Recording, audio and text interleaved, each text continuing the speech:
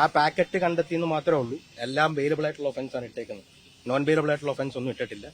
അതുകൊണ്ട് തന്നെ കോടതി ഉപാധികളോടെ കണ്ടീഷൻ ബെയിലാണ്. കണ്ടീഷൻസ് വന്നിട്ടില്ല, കോപ്പി കിട്ടും. മറ്റ് കാര്യമായ ഒബ്സർവേഷൻസോ കാര്യങ്ങളോ ഒന്നുമില്ല, അലിഗേഷൻസും ഇല്ല. എല്ലാം ആരോപണങ്ങളായിട്ട് പറയുന്നുള്ളൂ. അന്വേഷിക്കാൻ സമയം വേണം, കസ്റ്റഡി വേണമെന്നാണ് അവരുടെ അപേക്ഷ വന്നത്. കസ്റ്റഡിക്കകത്ത് നോൺ വെയിലബിൾ ഒഫൻസ് ഒന്നും ഇല്ലാത്ത കാരണം കസ്റ്റഡി ആപ്ലിക്കേഷൻ ഡിസ്മിസ് ചെയ്യാണ് ചെയ്തേക്കുന്നത്. ഈ കസ്റ്റഡി ആപ്ലിക്കേഷനിൽ ഒരു കാര്യം പറയുന്നുണ്ട്. അതായത് ഇദ്ദേഹം അന്താരാഷ്ട്ര ലഹരി മരുന്ന് സംഘവുമായി വലിയ ബന്ധമുണ്ടെന്നും ലഹരി മരുന്ന് ഇവിടെ എത്തിച്ച് വിൽപ്പന നടത്തുന്നു എന്നാണ് പറയുന്നത്. ഒപ്പം തന്നെ 2 സിനിമാ താരങ്ങൾ അവിടെ സന്ദർശനം നടത്തി, ശ്രീനാഥ് വാസിയും പ്രയാഗ മാർട്ടിനും. ഇതെല്ലാം എങ്ങനെയാണ് കോടതി അത് തന്നെയായിരുന്നു പറഞ്ഞിരുന്നത്? നിലവിൽ കസ്റ്റഡി ആപ്ലിക്കേഷനകത്ത് പറഞ്ഞേക്കുന്ന കാര്യങ്ങളെല്ലാം അത് തന്നെയാണ്.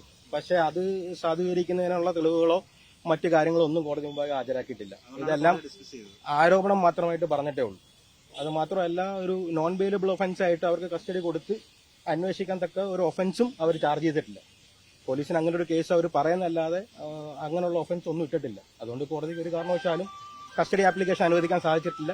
അതുകൊണ്ട് തന്നെ ഡിസ്മിസ് ചെയ്യാൻ ചെയ്തിട്ടുണ്ട്. ഈ മുറിയിൽ നിന്ന് കൊക്കൈനോ അല്ലെങ്കിൽ ലഹരി മരുന്നോ എല്ലാം കണ്ടെത്തിയിട്ടുണ്ടോ പോലീസ്? ഇതുവരെ ഇതിനകത്തുനിന്ന് എന്താണ് കണ്ടെത്തിയെന്നുള്ളത്, അതായത് കൊക്കൈൻ അടങ്ങുന്ന പാക്കറ്റ് കണ്ടെത്തിയെന്നാണ് പറഞ്ഞേക്കുന്നത്. സിപ്പ് ലോക്ക് എന്നുള്ള വാക്കാണ് ഉപയോഗിച്ചേക്കുന്നത്.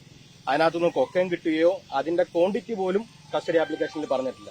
സാധാരണ ഇതിൽ നമുക്ക് എല്ലാവർക്കും അറിയാം, എന്തെങ്കിലും സബ്സ്റ്റൻസ് കിട്ടുകയാണെങ്കിൽ അത് ഇത്ര ഗ്രാം ഉണ്ട് അല്ലെങ്കിൽ ഇത്ര ഇതാണ് കണ്ടെത്തിയെന്ന് പറയും. ഇത് അതുപോലും കസ്റ്റഡി ആപ്ലിക്കേഷനകത്തോ എഫ്ഐആറിനകത്തോ എത്ര ഗ്രാമാണോ എന്താണ് കൃത്യമായ അളവിൽ എടുത്തേക്കുന്നത് പറഞ്ഞിട്ടില്ല. അതുകൊണ്ട് തന്നെ കസ്റ്റഡി ആപ്ലിക്കേഷൻ ഒരു കാരണവശാലും അനുവദിക്കാൻ പറ്റത്തില്ല. സിനിമാ താരങ്ങൾക്കൊന്നും ഇതിൽ യാതൊരു ഇല്ല. അവർക്ക് അവരുടെ ഇൻവോൾവ്മെന്റ് കസ്റ്റഡി ആപ്ലിക്കേഷനകത്ത് പേര് വരുമ്പോൾ തന്നെയാണ് നമ്മൾ എല്ലാവരും അറിയുന്നത് തന്നെ. അല്ലാതെ മറ്റ് ഇൻവോൾവ്മെന്റോ കാര്യങ്ങളൊന്നും പറഞ്ഞിട്ടില്ല. വന്ന് സന്ദർശിച്ചു പോയിട്ടുണ്ടെന്നുള്ള ഒരു വേഗമായിട്ടുള്ള അലിഗേഷൻ മാത്രമേ കസ്റ്റഡി ആപ്ലിക്കേഷനകത്ത് പറയുന്നുള്ളൂ. അതിനകത്തും കൂടുതലായിട്ടൊന്നും പറയുന്നില്ല. നിലവിൽ ഓംപ്രകാശിന് ലഹരി കേസുകൾ വല്ലതും ഉണ്ടോ? നിലവിൽ ഒരു കേസിലും പുള്ളി ഇപ്പം നിലവിൽ പ്രതിയല്ല. പ്രതിയാണ്.